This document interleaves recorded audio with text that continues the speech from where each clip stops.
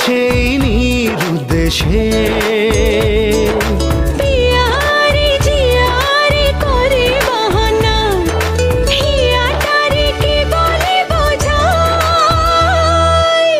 যে দেশে সে না জানা মানুষ কোনো নাই, ইচ্ছে করে তোরে নিয়ে যাই, ইচ্ছে করে তোরে নিয়ে যাই।